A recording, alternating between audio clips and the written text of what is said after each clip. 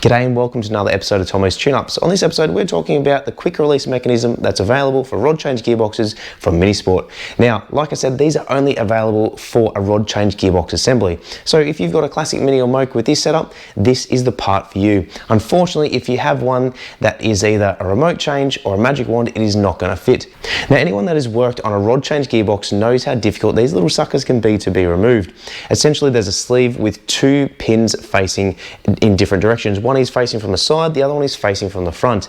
In order to remove this, you have to turn the sleeve on its side. Then you need to get a drift or a punch and then get a hammer, push it all the way through, and then you can pull the rod out. Now this enables you to remove the gearbox easier by using this mechanism. Now essentially what this is a quick release, meaning that you don't need any tools to be able to remove it. All you need to do is pull out either of these little clips, and then out she comes, and then same to realign it. This helps to prevent any sort of difficulties you may occur when you're pulling this apart or even when you're putting it back together.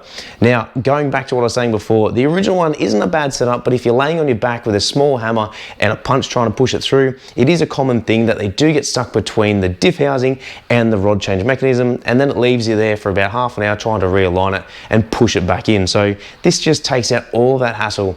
If you've got your engine and gearbox out and you do have this style setup, it is worthwhile, with the cost listed below, to upgrade it and do this at the same time. It is a really cheap and affordable thing, and is certainly one of the top things that I would recommend when you own a classic Mini.